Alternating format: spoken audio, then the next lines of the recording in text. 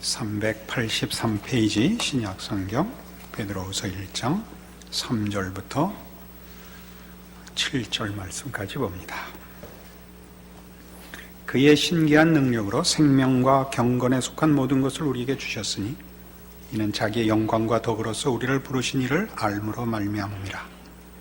이로써 그 보배롭고 지극히 큰 약속을 우리에게 주사 이 약속으로 말미암아 너희가 정력 때문에 세상에서 썩어질 것을 피하여 신성한 성품에 참여하는 자가 되게 하려 하셨느니라.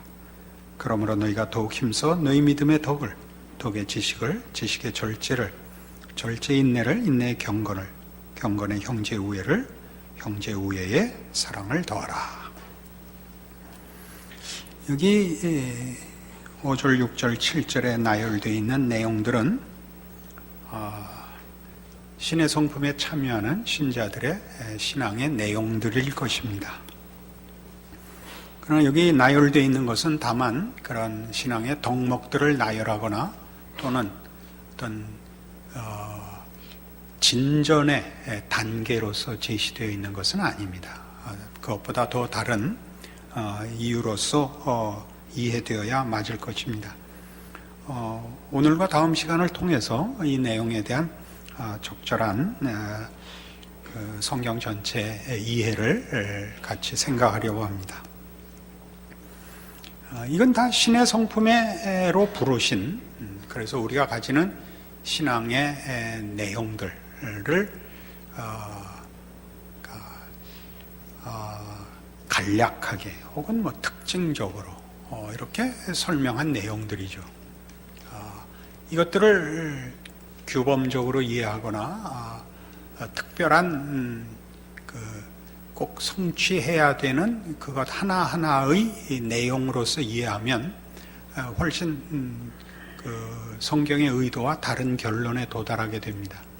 성품에 관한 문제이지 어떤 덕목을 성취하거나 그것을 이루고 달성하는 문제와는 조금 다르기 때문입니다. 그런 의미에서 우리는 이 기독교 신앙이 가지는 내용들을 조금 더 총체적으로 혹은 또 종합적으로 본질적으로 이해할 필요가 있습니다.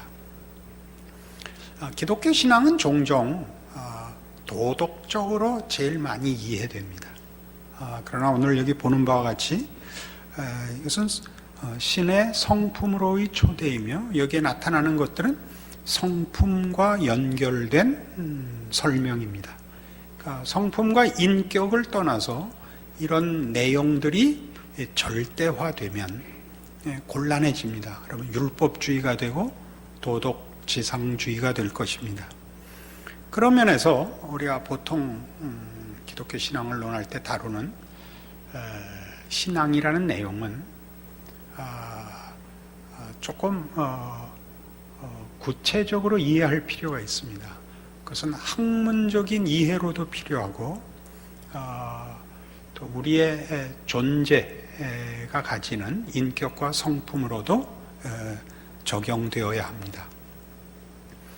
종교개혁이 일어날 때 종교개혁은 두 가지 측면에서 발생하는데 하나는 신학적인 측면에서 종교개혁이 이루어지고 또 하나는 윤리적인 측면에서 그렇습니다.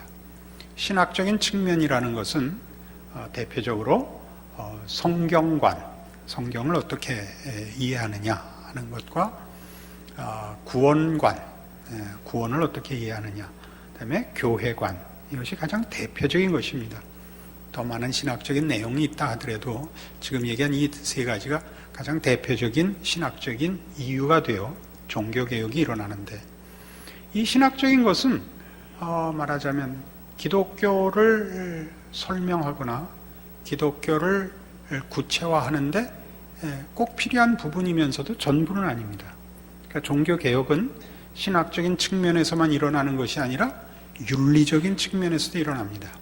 우리가 일반 세계사에서도 보통 다 배우는 그 종교개혁의 이유는 대표적으로 교황청의 부패, 성직매매, 속죄표 발행, 이런 것들을 여러분 대부분 기억하고 있을 것입니다. 신학이라는 것과 윤리라는 것은 사실은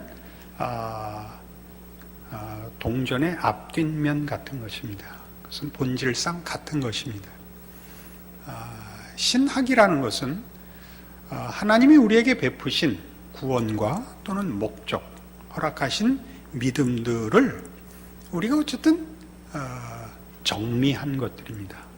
우리의 이해는 논리적이죠. 대부분 논리적이고 이해하기 위하여 정리한 것입니다. 그게 신학이죠. 윤리란 그 내용들을 우리의 삶에 적용하는 것입니다. 이 삶의 적용이라는 것이 가끔 아는 것과 행하는 것 하는 식으로 이분화되는 것이 통상적인 현실입니다. 그러니까 아는 것과 행하는 것, 물론 우리 다 예전에 배우기를 아는 것은 행함의 시작이요 행함은 아는 것의 완성이라, 그런 얘기를 적어도 대학 교양 과목에서 다 배웁니다.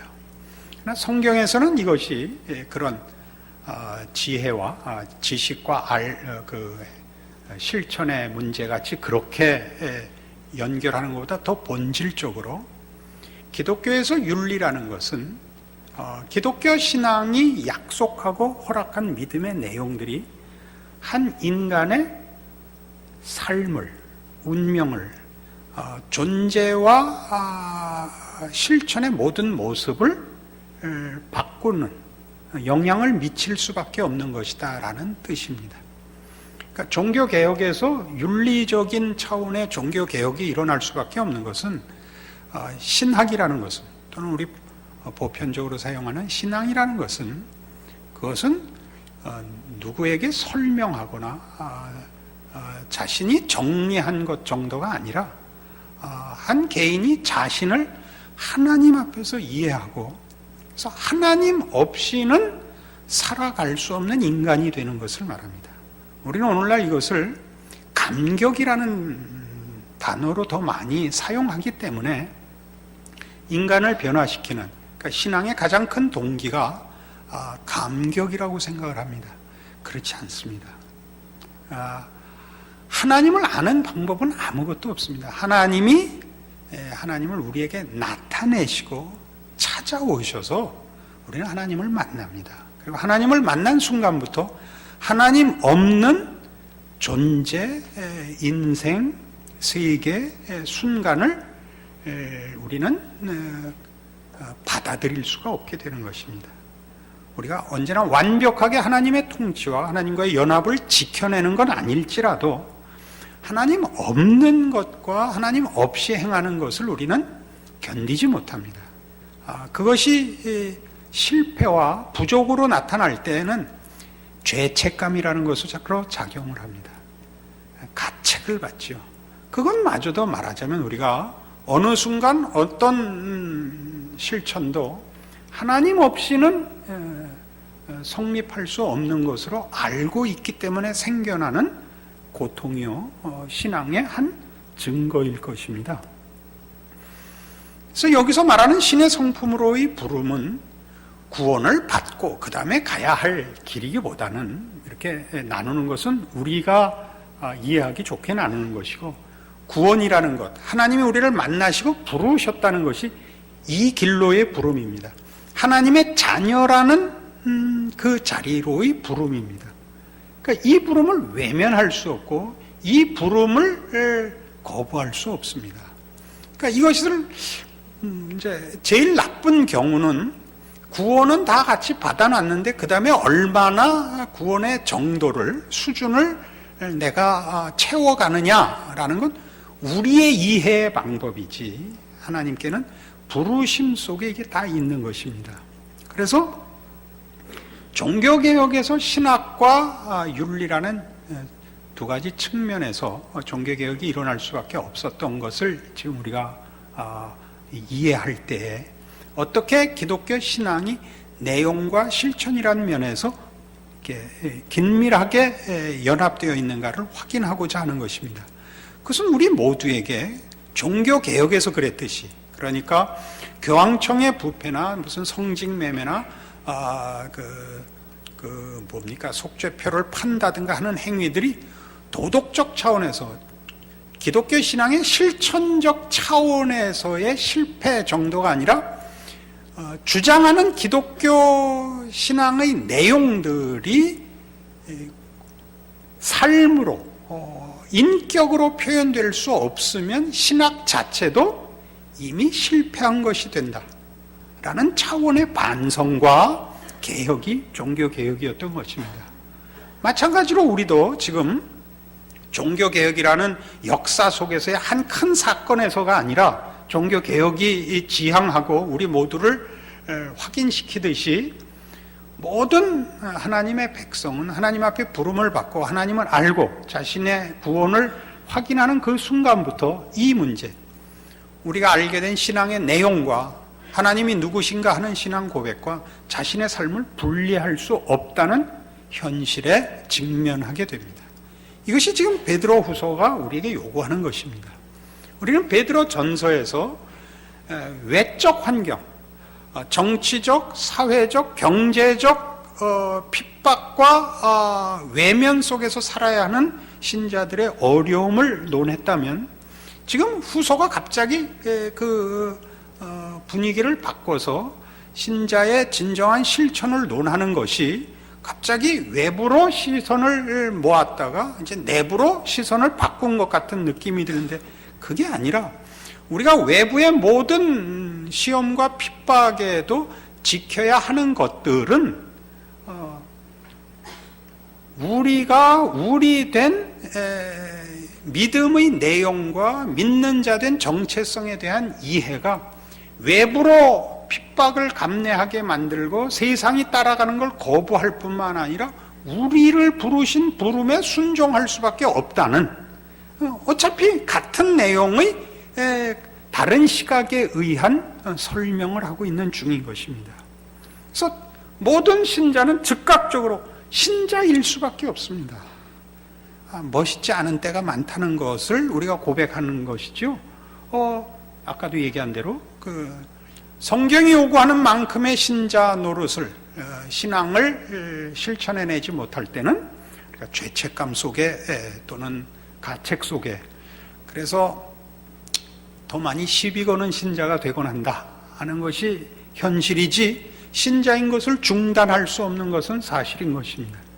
그럼 여기 있는 내용들이 우리가 볼 때 많이 오용되는 성경 구절 중에 하나인데, 이렇게 하자. 그러니까 믿음의 덕의 지식을, 지식의 절제를, 절제의 인내를, 인내의 경건을, 경건의 형제의 우애를, 형제의 우애의 사랑을 더하자. 이렇게 하나하나 한 계단씩 올라가는 목록이 아니라는 것은, 여기에 있는 것들은 다 뭘 의미하느냐 하면 우리를 부르신 하나님이 말하자면 우리가 이해하기 좋게 구체적으로 어떻게 세상과 다르냐입니다. 세상이 요구하는 인간상과 성경이 요구하는 인간상의 다름, 그 영성과 그 거룩함으로의 부름에 관한 우리의 이해를 돕기 위한 표현들입니다. 이것 하나하나를 이렇게 순서적으로 계단을 밟듯이 가는 문제는 아닌 것입니다. 사도행전 2장에 가보십시다. 사도행전 2장에 가면 여러분 잘 아시는 마가의 다락방의 오순절의 성령 강림 사건을 기억할 것입니다. 이 초대교회가 시작되고 또 그 성령 하나님의 임재로 말미암는 놀라운 은혜를 보는데, 이 은혜 받은 신자들의 모습을 이렇게 설명하고 있습니다. 42절부터 42절 2장 4절. 그들이 사도의 가르침을 받아 서로 교제하고 떡을 떼며 오로지 기도하기를 힘쓰니라. 사람마다 두려워하는데 사도들로 말미암아 기사와 표적이 많이 나타나니 믿는 사람이 다 함께 있어 모든 물건을 서로 통용하고 또 재산과 소유를 팔아 각 사람의 필요를 따라 나눠주며 날마다 마음을 같이하여 성전에 모이기를 힘쓰고 집에서 떡을 떼며 기쁨과 순전한 마음으로 음식을 먹고 하나님을 찬미하며 또 온 백성에게 칭송을 받으니 주께서 구원받는 사람을 날마다 더하게 하시니라. 초대교회의 놀라운 모습입니다. 이것도 제가 보기에는 많이 오용되는 본문으로 보입니다. 이 수준을 완벽한 수준과 모델로 가져 서로 교회에서 서로 상대방에게 이 수준을 요구하지요. 여기에 내용에 가장 중요한 것은 세상의 사람들과 어떻게 다르며 세상에서 사는 공동체와 신앙 공동체가 어떻게 다르냐입니다. 공동체가 다르다는 것은 조금 오해의 소지가 있습니다. 세상이라는 공동체와 교회 공동체는 그 공동체라는 집단으로서 무슨 기관으로서 어떻게 다른가가 아니라 사람과 사람 사이의 관계가 어떻게 변하느냐 하는 거죠. 어떻게 다르냐? 서로 경쟁하지 않고 서로 상대방을 정죄하지 않으며 겸손하고 온유하고 하나님만을 의지하여 다 만족하고 살더라. 이게 가장 중요한 핵심입니다. 세상은 그렇습니까? 세상은 전혀 다르죠. 이 신앙 공동체와 뚜렷이 구별되는 세상은 모두가 자기 욕심을 따라 살고 상대방을 죽이는데 만족이 없죠. 이게 가장 뚜렷한 차이입니다. 그래서 이 사도행전의 이 2장에 등장하는 초대교회의 이 모습을 인하여 성령께서 오시면 어떻게 충만해지는가로 말미암아 그 충만을 요구하는 성령의 임하심을 간구하고 또 그걸 요구하고 잣대로 삼는 일들은 교회에 계속 내려오는 한 불가피한 습관 같은 것이 되었습니다. 그러나 성경은 사실 이 문제를 이렇게 이런 신앙인으로서 가지는 내적 충만과 흔들림 없는 확신을 주기 위한 증거들로 별로 채택하지 않습니다. 우리 잘 아는 대로 나중에 예루살렘에 핍박이 일어나자 다 도망갔습니다. 그 성령 충만하고 그러면 다 앉아서 죽어야 되는데 다 도망갔습니다. 그렇게 간단한 문제는 아닙니다. 우리 조금 더 이 문제를 이해하기 위해서 요한복음 14장으로 가보십시다. 요한복음 14장 8절입니다. 빌립이 이르되 주여 아버지를 우리에게 보여주옵소서 그리하면 족하겠나이다. 예수께서 이르시되 빌립아 내가 이렇게 오래 너희와 함께 있을 때 네가 나를 알지 못하느냐? 나를 본 자는 아버지를 보았거늘 어찌하여 아버지를 보이라 하느냐? 내가 아버지 안에 거하고 아버지는 내 안에 계신 것을 내가 믿지 아니하느냐? 내가 너희에게 이르는 말은 스스로 하는 것이 아니라 아버지께서 내 안에 계셔서 그의 일을 하시는 것이라. 내가 아버지 안에 거하고 아버지께서 내 안에 계심을 믿으라. 그렇지 못하겠거든 행하는 그 일로 말미암아 나를 믿으라. 예수님은 요한복음에 의하면 아무도 하나님을 본 자가 없을 때 독생하신 예수님께서 그 아버지를 나타내신 분으로 소개되고 있습니다. 우리가 예수 그리스도를 보면 하나님이 어떤 분인지를 알 수 있습니다. 예수님은 무슨 큰 영광 중에 이 공생애를 사시거나 모든 문제를 해결하여 형통하게 살지 않으셨습니다. 그는 고난의 인생길을 순종하며 오해받으며 시험받으며 그리고 결국 십자가에 죽으셨지만 예수님이 하시는 말씀은 예수 그리스도를 본 자는 아버지를 본 것이라. 내가 하는 일을 보라라고 얘기합니다. 예수님께서 물론 많은 기적을 이루셨지만 그가 하시는 일은 결국 죽으시는 일입니다. 그래서 이 본문은 뒤에 어디로 이어지느냐 하면 12절 내가 진실로 진실로 너희에게 이르노니 나를 믿는 자는 내가 하는 일을 그도 할 것이요 또한 그보다 큰 일도 하리니 이는 내가 아버지께로 감이라. 너희가 내 이름으로 무엇을 구하든지 내가 행하리니 이는 아버지로 하여금 아들로 말미암아 영광을 받으시게 하려 함이라. 내 이름으로 무엇이든지 내게 구하면 내가 행하리라. 우리 이 기도에 관한 이 약속을 인해서 우리는 정말 모든 것을 구합니다. 예수 그리스도의 이름으로 구합니다. 그리고 거의 응답받지 못합니다. 왜요? 예수님이 지금 말씀하신 나를 본 자는 아버지를 보았고 나를 보고 모르겠거든 내가 행하는 일을 봐라 라는 조건 속에 있는 기도입니다. 그 기도는 뭐냐 하면 우리로 하여금 예수 그리스도의 걸어간 길을 쫓아가는 자로서 기도가 허락되고 있습니다. 그러니까 우리의 기도는 세상이 믿고 있는 어떤 것과 다른 하나님 아버지를 진리를 근거로 하여 사는 자이며 예수 안에서 나타내신 그 하나님을 아버지라 부른다는 조건 속에서의 무엇이든지입니다. 그래서 우리 지금 베드로후서 1장에 나타나는 이 모든 신의 성품으로 부르시는 이 덕목들은 따지고 보면 우리가 신앙이라는 이름으로 늘 오해할 수 있고 시험 받을 수 있는 기독교 신앙을 방법으로 동원하여 세상적인 목적을 이루려고 하는 문제에 대하여 계속 우리에게 하나의 기준으로 우리의 그 시험으로 무엇이 맞는가 하는 판단 기준으로 서 있는 것입니다.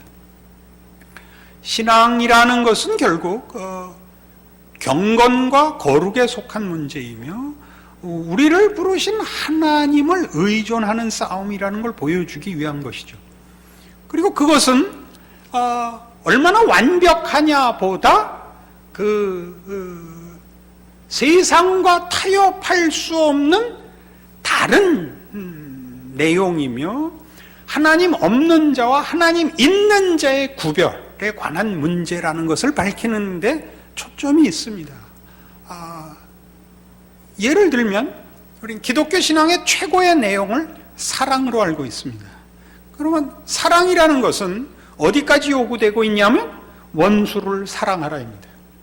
그러니까 우리 모두가 신앙생활에서 당황하는 것은 원수를 사랑하는 것은 우리한테는 불가능합니다. 그 멀쩡한 사람도 미워지는데 어떻게 원수를 사랑합니까? 같이 살다가도 여러 복잡한 생각이 드는 게 인간의 한계인데 원수를 사랑한다는 건 택도 없는 얘기입니다. 이거 무슨 고급한 표현이 없을까요? 택도 없다 이렇게 이런 거 말고. 그러나 여기에 바로 성경의 그 요구하시는 것에 대한 현실적인 설명이 있습니다. 고린도전서 13장으로 가보십시다. 잘 아시는 사랑장입니다. 여러분 잘 아시는 것 같지만 지금 같이 보면 전혀 몰랐다는 생각이 들 수 있어서 그렇습니다. 자, 사랑 13장 4절입니다. 사랑은 오래 참고 사랑은 온유하며 시기하지 아니하며 사랑은 자랑하지 아니하며 교만하지 아니하며 무례히 행하지 아니하며 자기의 유익을 구하지 아니하며 성내지 아니하며 악한 것을 생각지 아니하며 불의를 기뻐하지 아니하며 진리와 함께 기뻐하며 모든 것을 참고 믿고 바라고 견디는 것입니다. 원수를 사랑한다는 것이 궁극적인 목적지일 것입니다. 원수를 사랑하는 것은 이 세상에서는 할 수 없는 것입니다. 그죠? 이 세상을 쫓는 것과 하나님을 쫓는 것이 이렇게 중첩되는 부분은 없습니다. 그러니까 우리가 원수를 사랑하는 대로 이렇게 탁 돌아선 이 길에 원수를 사랑하는 저 목적지까지 가는 과정이 여러 개 있고 단계가 있다 보다도 원수를 사랑하는 쪽에 돌아선 보이는 가장 그 1차적인 증거들은 뭐냐면 일단 오래 참는 거다 이겁니다. 당신은 원수를 사랑하는 그 영역에, 그 길에, 그 방향에 들어섰다 이거죠. 그러니까 원수를 사랑하려면 평생 기도해도 안 됩니다. 오래 참는 건 그래도 가능합니다. 인상을 쓰고 참아도 괜찮습니다. 참는데 웃을 수는 없는 겁니다. 참는 겁니다. 무례히 행치 않는 겁니다. 거기다 더더욱 마지막에 말했죠.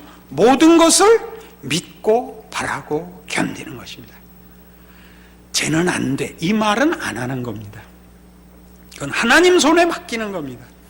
무슨 말이든지 우리가 내가 못 견디니까 나 혼자 개인적으로 저 사람을 못 참는 게 아니라 내가 못 참는 것은 객관적인 이유가 있다를 신앙으로 증명하고 싶죠. 성령님도 못 고쳐 이런 말이 자주 쓰이는 거 아닙니까? 그런 말은 없습니다. 여러분도 예수 믿었는데 무슨 성령님이 못할 게 있습니까? 남한테 갖다 댈 문제 아니죠. 우리 모두가 어쩔 수 없는 사람이었는데 이 은혜를 받고 이렇게 3일 저녁에도 교회에 오는 사람이 됐습니다. 이게 있을 수 없는 일입니다. 저는 늘 3일 저녁마다 감동받는 게 성가대입니다. 이 말을 하지 않았어야 되는지 모르겠는데 이 성가대에 앉을 수 있는 실력이 있는 사람은 아무도 없습니다. 뭐 음악성을 얘기하는 게 아닙니다. 굉장히 어려운 일입니다. 먼저 오셔야 되고 맛없는 저녁을 먹어야 되고 그리고 한 번도 만족스러운 성가를 한 적도 없고 앞으로도 그거는 불확실합니다. 그러나 여기 와서 앉는 겁니다. 여러분 이 기적을 아십니까? 우리는 이렇게 돌아서 있는 겁니다. 세상과 이렇게 방향을 딱 바꿔서 세상과 등을 지고 돌아서 있는 겁니다. 믿음의 덕의 지식의 절제를 이렇게 따지면 가망이 없습니다. 성경은 그런 얘기를 하자는 게 아닙니다. 우리가 우리의 신앙을 점검할 때 내가 뭘 하나 한다라는 것으로 그것들로 내가 무엇 하나는 한다. 우리 잘하는 거, 나 성수주의를 한다. 11조는 한다. 난 거짓말은 안 한다. 이렇게 찾아가는 문제가 아니라는 얘기를 하는 거죠. 그것은 뭘 지키고 그래서 한 걸음 계단을 올라가는 싸움이기보다 이렇게 방향을 전환한 문제요. 다른 길로 붙잡힌 받은, 즉 하나님 앞에 부름 받은 인생이요 운명이다. 그 얘기를 하고 싶은 겁니다. 그래서 우리는 이 문제에 대한 성경에 얼마든지 많은 권면을 봅니다. 빌립보서 4장 보시겠어요? 이런 표현들을 이제 이해해야 됩니다. 321페이지 빌립보서 4장 4절입니다. 주 안에서 항상 기뻐하라. 내가 다시 말하노니 기뻐하라. 너희 관용을 모든 사람에게 알게 하라. 주께서 가까우시니라. 아무것도 염려하지 말고 다만 모든 일에 기도와 간구로 너희 구할 것을 감사함으로 하나님께 아뢰라. 그리하면 모든 지각에 뛰어난 하나님의 평강이 그리스도 예수 안에서 너희 마음과 생각을 지키시리라. 여러분 마음이 한 점 불안감도 없어지는 것을 약속하는 것이 아닙니다. 여러분의 모든 생각과 행동이 완벽한 신자로서의 어떤 지점에 도달하는 것을 얘기하는 것이 아닙니다. 우리가 가진 사실은 더 많은 증거들, 아까 얘기한 죄책감, 자책, 불안, 이런 것들이야말로 사실은 우리가 잘 알던 세계로부터 모르던 세계로 왔기 때문에 생긴 것들이라는 사실이죠. 그리고 우리가 성경이 요구하는 이 모든 하나님의 성품으로의 초대에 미흡한 것들에 대하여 늘 미안해하고 가책을 받는 것이야말로 내가 이쪽에 속했다는 것을 성경이 얘기하고 싶은 겁니다. 그래서 하는 얘기죠. 내가 하나님 손에 붙잡힌 바 되었고 하나님의 부르심과 약속 속에 있으니 너 자신을 근거로 하여 어떤 만족이나 확신이나 의기양양함으로 판단하지 말고 하나님이 너를 부르셨으니 부르신 하나님이 그 아들을 보내신 사랑과 능력 속에서 너를 지킬 것이니 걱정하지 말아라. 모든 것을 기도하라. 그래서 기도는 방법이 아니고 우리를 부르신 하나님께 나를 의탁하는 것인데 그 의탁은 하나님의 부르심이 가지는 하나님의 구원과 당신을 나타내시고 우리에게 허락한 믿음이 갖는 본질적인 성격이다 이거죠. 하나님이 먼저 우리를 사랑하셨고 하나님이 그의 능력과 열심을 가지고 찾아오셔서 너를 불렀고 네 인생을 책임지고 있으니 이제 그분께 의지하여 네 인생을 승리하라. 감사 속에 지내라. 이게 어디에나 나오는 신약 성경에서의 중요한 신자들을 향한 권면이며 격려며 위안입니다. 여러분 모두가 어느 기준에서 자신을 평가하고 있는가 한번 돌아보시는 오늘 말씀 되기를 바랍니다. 여러분 너무 자책하지 마십시오. 물론 늘 자신을 채찍질해야 옳습니다마는 그러나 어느 만큼 행했느냐의 문제 이전에 근본적으로 하나님의 자녀로 부름받은 자의 세상에 속하지 않은 자의 자신을 확인하는 법으로 우리의 신앙들이 우리에게 어떤 희망이 되고 약속이 되는지 아는 그 확신과 위로가 오늘의 이 말씀으로 여러분을 붙들기를 바랍니다. 기도하십시다. 하나님 아버지 은혜를 감사합니다. 우리가 원수를 사랑하라 하는 하나님의 부름과 그 노종의 부름받았음을 확인합니다. 우리는 오래 참으며 무례히 행치 않으며 성내지 않으며 자기의 유익을 구치 않으며 모든 것을 믿고 바라고 견딜 것입니다. 그것을 우리는 잊을 수 없고 외면할 수 없으며 그것을 다 지키지 못하는 때에도 그 생각을 포기할 수 없습니다. 우리는 하나님 앞에 부름받았기 때문입니다. 우리를 부르신 하나님을 의지하여 근거로 하여 우리의 신앙을 세우고 지키고 믿음으로 인내하는 우리들 되게 하시고, 그리하여 우리 생애에 우리를 부르신 하나님의 능력 안에서 예수 그리스도를 보내신 사랑 안에서 우리의 신앙을 꽃피우는, 실천하여 감격하는 우리 인생들 되게 하여 주시옵소서. 예수님 이름으로 기도합니다. 아멘.